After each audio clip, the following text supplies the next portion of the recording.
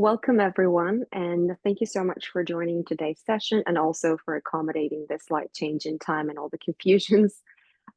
Before we begin, just a quick reminder to please keep your microphones and cameras turned off during the whole event to make sure that we can hear each other. Today's discussion is organized in partnership with Lawformer and Gavel. My name is Mariam. I'm one of the founders of Lawformer, which is a legal tech startup that builds industry-specific AI agents for contract automation. And today we'll be exploring the topic of automation with a focus on automating transactional workflows, from identifying what to automate to how to do it effectively, choosing the right type of automation to your needs, and so on. The session will be roughly 30 minutes, and we'll have some time towards the end for maybe one or two questions. So please feel free to type them in the chat at any point. And for today's event, I'm very happy to be joined by the brilliant Dorna Moini, the CEO of Gavel. So Dorna, before we dive into the discussion, please tell us a little bit about yourself, what you're trying to build, and a little bit about Gavel as well. Over to you. Yes. Thank you so much, Mariam, for having me here. I am, as Mariam mentioned, I'm the CEO and founder of Gavel. We are an end-to-end automation platform for lawyers, and we focus on both a combination of rules-based document automation, and we have an AI assistant directly that allows you to do contract automation as well.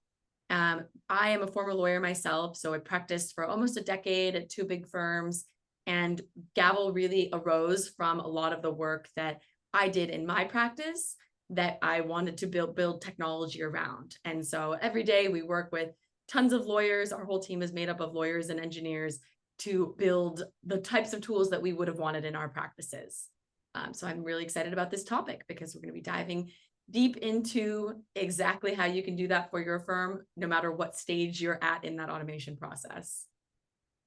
Thank you so much, Dorna. And for those watching, I would highly recommend following Dorna on LinkedIn. She is regularly sharing really valuable insights on automation and also a wide range of topics across legal tech. So definitely give her a follow if you want to learn more about these things. So now, without further ado, let's get right into the discussion. We talk a lot about automation, how it makes legal processes more efficient, streamlined for service providers as well as for clients. But when it comes to in-house teams, for example, there's a lot going on, right? They have a lot on their plate. So how do we know where to start? How can we identify areas that are ready or ripe for automation? This is the first question that we should try to address, Dorna. So over to you. That's a very good question, and one that every firm and organization should be starting with. So the first thing that I always say is start with your repetitive rules-based tasks that happen frequently, but that also don't require that much subjective judgment. So these would be tasks that have some sort of clear decision tree or logic pattern that might pull from certain structured inputs, like whether that's a client intake form or a web form that you can give internally inside of your organization, or whether that's templated clauses that you already have. You know, we all know those templated documents that have footnotes and all sorts of brackets around everything. Those are the areas that you should start with. And not only should they obviously be automatable in that way, but they should be things that are time consuming and are actually taking up enough of your time to be worth the automation that you're going to set up. The examples really range between the more simple use cases and the much more complex use cases. So they can be things like the basic things like NDAs and engagement letters, but they can also be much, much more complex. So whether that's M&A work, corporate transactional work, vendor agreements, those more complex documents and document packets can also be really ripe for automation, depending on where you want to start. Wonderful. I agree with everything you said. I'm probably going to repeat some of the things that you already said, but I think the first thing I would add is when you start with your automation project, the key is not to automate everything at once, right? Instead, as Dorna said, identify high volume and sort of like low variation and low risk documents like NDAs, sales contracts, maybe sales agreements. These are often highly standardized and do not really require like complex review every single time. A rule of thumb maybe would be if a document is repetitive, has reusable language, as Dorna already mentioned, it takes up valuable legal time, it's a good candidate. Other things you can consider is, for example, documents that get sent to external counsel often, but could be handled internally with the right tools and resources, and also contracts that follow the same structure every time with only few variables like names, dates, or payment terms and stuff like that changing. Um, and so, as we said, I would recommend starting with areas where there is already internal buy-in or standardization, such as sales or procurement. And if legal already has like a solid template, even if it's a Word document, there is a great automation starting point. And before you automate, just make sure to map your workflow, who handles what part, when, why. This gives you clarity on the process and helps avoid automating a flawed or inefficient system that could turn into even bigger problem down the road for you. So given that we've just spoken about briefly about first steps, maybe the next thing is, which I briefly touched upon towards towards the ending of my first answer, would be, so what are some of the classic fails and pitfalls in automation? Can you tell us, Dorna, some of the things that everyone should be trying to avoid, and some of the things that you've seen with the legal teams that you've worked with? So top common pitfalls for automation. Great question. The number one that I would start with is over engineering. So a lot of times you might not have any automation in place yet, and you want to get to that finish line. You want to automate every situation and every edge case from the start. That oftentimes leads to people just getting overburdened and overwhelmed and really extending the timeline by which you're going to actually get a product that you can have in your hands, put in the hands of your client, put in the hands of the stakeholders at the organization. So I would always starting with a use case, one particular use case that can bring you a lot of value. That's, as we said in the last little section, is repetitive, is automatable, but also is concise enough that you can start with it. And then starting by automating 70 to 80% of that use case and putting it in front of your users, whether that's, other teams within your organization, whether that's people within your own legal team, and then iterating on that as you go. So you're going to get a lot of really great, valuable feedback on all those different edge cases that you want to build towards from those early pieces of feedback. So that's the very first thing I would say. Sort of similar is not getting user feedback. That's definitely a pitfall. Like you know what you want, but without talking to your team and the people who might also be using it alongside you, you might not be building in the right direction. So never build in isolation without the feedback from the people who are doing the work with you. The third, I'll mention two more probably. Third is having unclear ROI. So you want to make sure that you're tying your automation to real outcomes, whether that's time saved, whether that's revenue, whether that's better quality review. And if you know what your results are that you're trying to get to, you're going to be able to build in a better way, and you're going to be able to address objections within your team. If someone's like, hey, it doesn't help this particular use case, you say, well, that's not the reason that we're working on this piece of automation. So setting that agenda up front, clear for yourself and for your team is really helpful. And then the final one is, which I hope is probably not something people would do up front, at least as their first task, is automating judgment heavy tasks. So there are some things that just shouldn't be automated. Make sure that you're automating situations and scenarios that are going to be the most useful to you, and not situations where you're actually going to do more work reviewing that work than you saved by automating. Yeah, that's absolutely true. Again, very similar input from my side. I would say one of the biggest mistakes that I've seen people make is, which I mentioned earlier, trying to automate a disorganized or undefined process. You haven't really clearly mapped how your documents are created, approved, or signed, your automation will add more complexity instead of removing it. I would say also super relevant to in-house teams, which Dorna already mentioned. Don't automate in isolation. Loop in your business people. Automation is most successful when you build collaboratively, and if legal bit's something that's too rigid or business finds and confusing, adoption will suffer, so your automation will eventually fail. So bringing people early on in the process. And yeah, I would also add change management aspect, which is often sort of like abandoned or ignored. Users need training, support. You need champions internally who are kind of like leading the process of automation.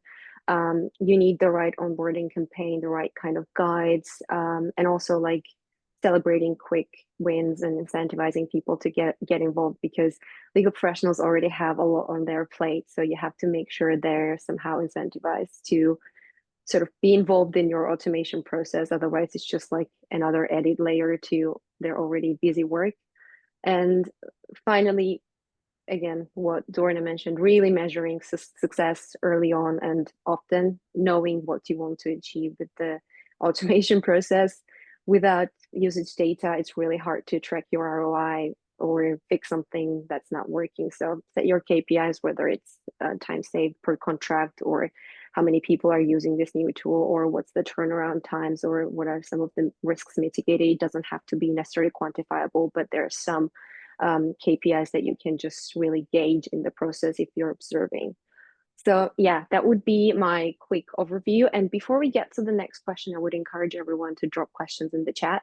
Hopefully we'll have time maybe for 1 or 2 questions towards the end. So at any point, please make sure to drop your question there.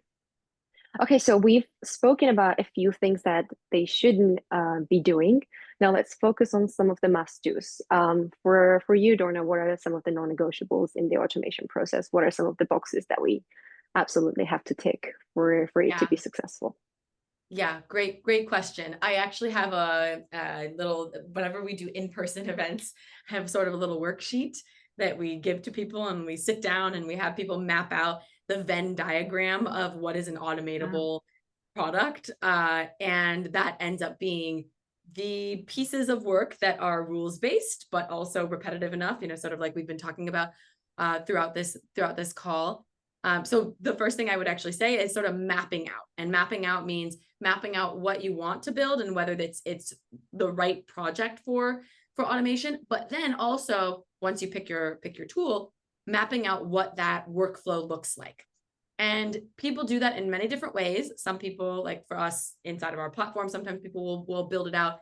Some people, they'll prefer to just have a pen and paper and they want to draw that out. Maybe that's more of my type of way. I like to do things with a pen and paper. I'm the same. Before I get into the computer, even though it's funny because we work in tech, but we can't get away from our pens and papers. But mapping out that workflow, everything from whatever the intake of the data is, so where are you getting the data that you're going to feed it, to the work product automation, to the delivery, and where that flow goes, who's going to touch it at any time, identifying sort of all the decisions that need to be made and the data points and the people who are going to be involved in the project. That's the first thing you want to do.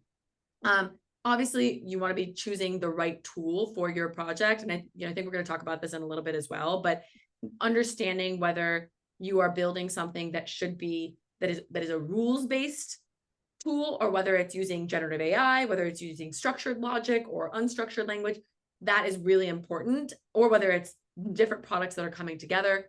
Understanding the right tool for your particular task is important for executing on that workflow. And then comes some of the team involvement pieces. So getting buy-in, making sure that you're setting expectations and involving your team in that process. Piloting, which sort of we alluded to a little bit earlier, which is that just like, we as software founders think about software, you want to get a product out to your users before you feel like it's 100% complete, because the people who know this is a pilot will give you really great feedback that's going to help you move forward. So have some test users early on who are going to tell you if this is exactly what's going to help them with their flow. And then the final thing, which I think is very, very often overlooked is planning for succession planning.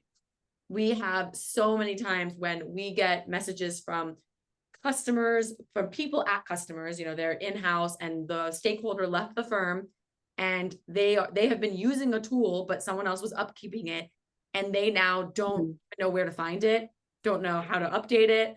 And we usually, we can walk them through that process, but if you have just It's on someone else's desktop.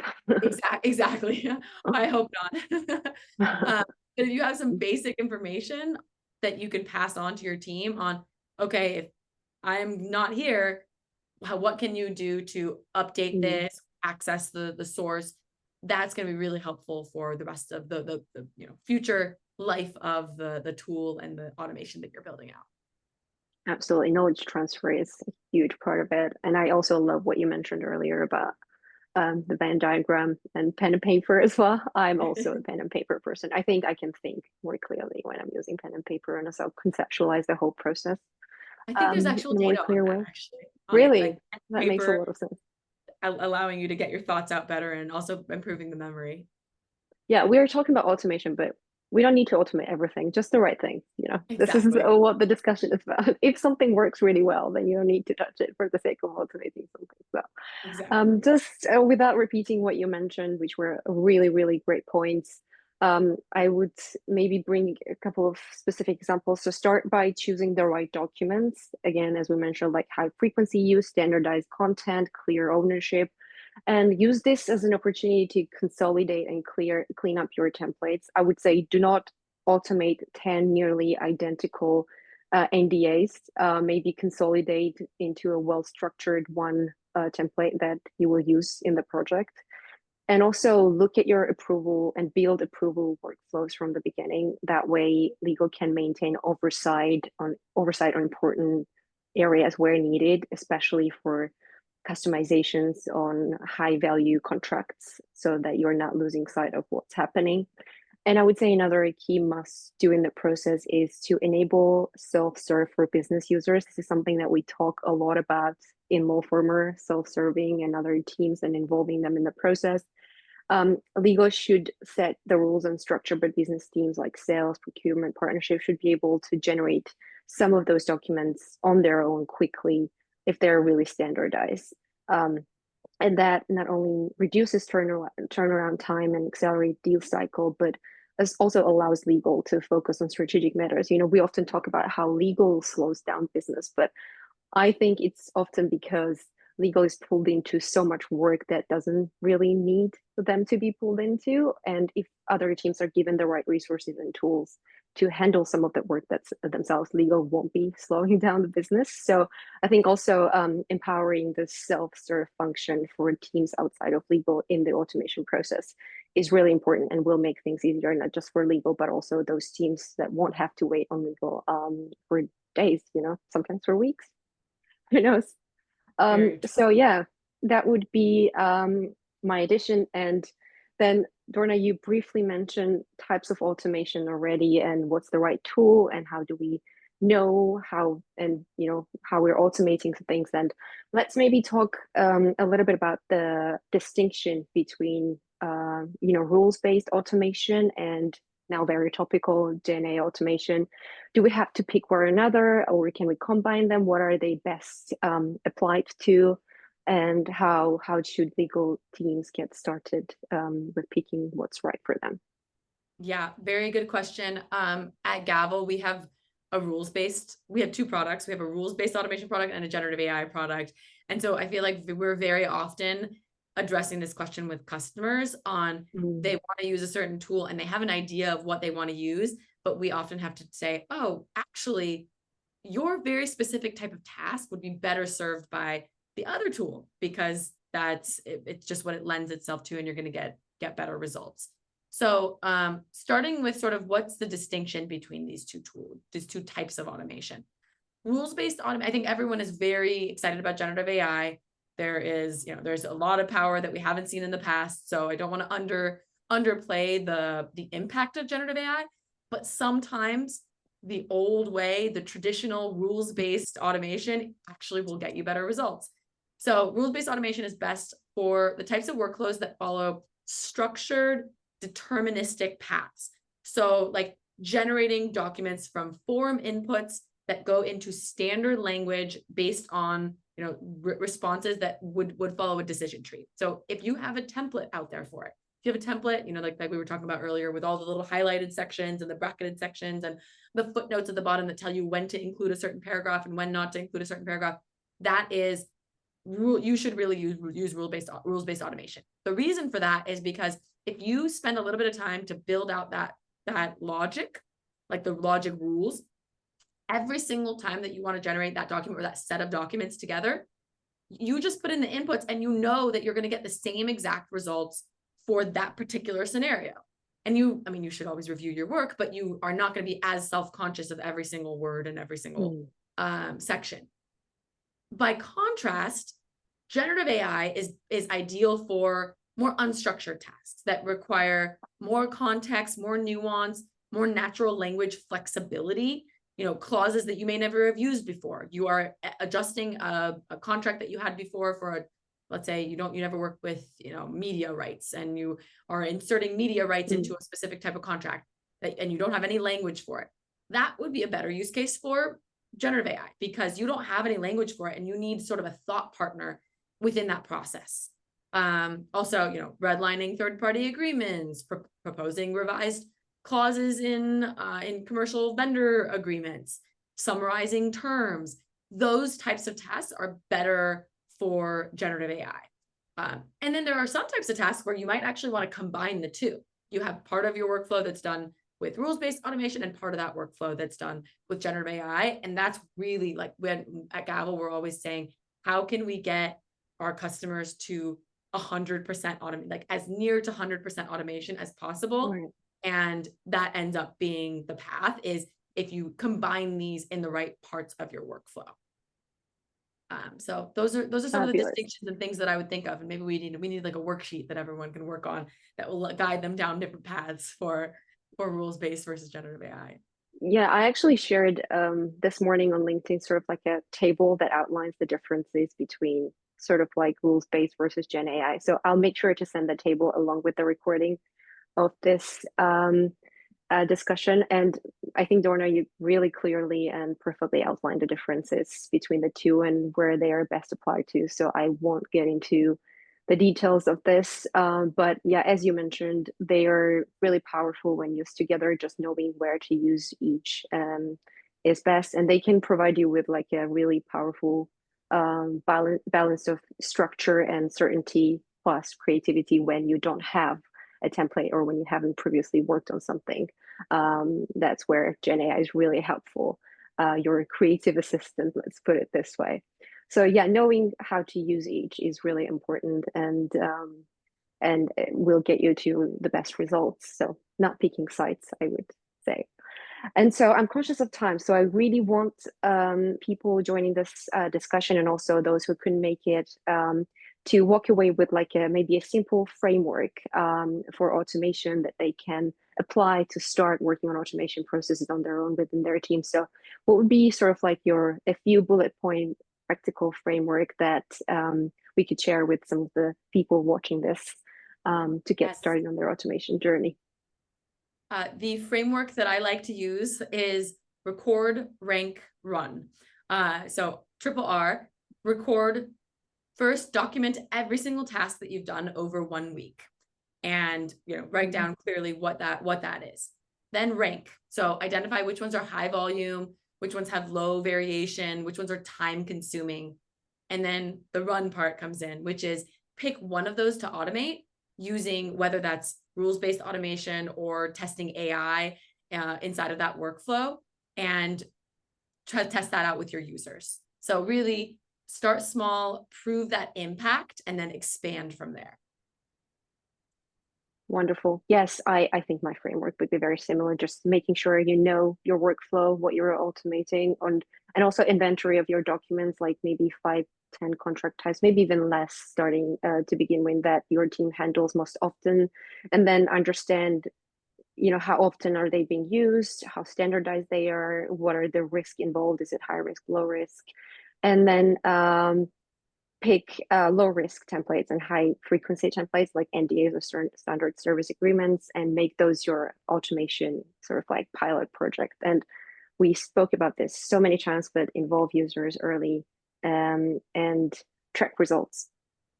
And the results might be different from different teams. It's really about what you're trying to achieve. So be very clear on this early on, not just to yourself, but other people involved in the project. I'm aware that we have a couple of questions in the chat, so I'll try to be very quick with them. So the first one is, you spoke about adoption and getting internal buy-in. What are the best ways to incentivize adoption? That's a great question. So within an organization, when you involve your stakeholders in what you're going to build and what's next, even running some of that, the record, rank, run process within your team members, they're going to be more bought into the eventual tool that you actually build. So the earlier that you can involve people within your organization in the automation process, the better results you're going to get to getting them on board and actually helping you with that entire process and carrying it through and adopting it at the end. Yes, I would add, I think adoption is a key part of automation, because if no one's using your tool or the way your structure processes, then I mean, what's the point of it anyway? So just again, I mentioned earlier, do quick wins and have internal champions, like people who will help you through this process. Some of the, the ones that take initiative can lead other people to using this or that tool.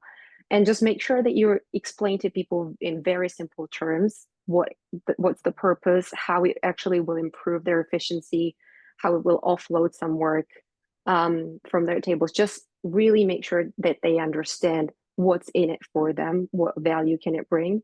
And also, whatever you're doing, make sure that you integrate it into existing workflows. And this is something we care a lot at Lawformer. We want this to be easy. If it requires extensive months of training, then it's going to be very hard for them. So if it falls seamlessly into their existing workflow, then things are going to be much, much easier.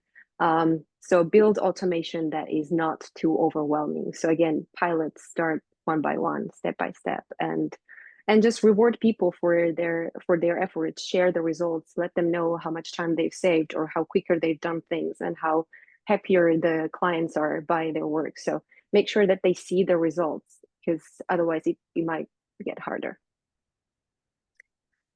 So I think we're approaching sort of the end of our time today. We will definitely be sharing the recording with all of you and everyone who registered, and also some of the resources that we mentioned earlier, including sort of like the chart table outlining the differences between generative AI and rules-based automation. Thank you so much for taking the time to join, for all the questions. Thank you so much, Dorna, for making it. It's always a pleasure to speak with you. Again, you have so much to share and you're doing really great work. So always a pleasure talking to you.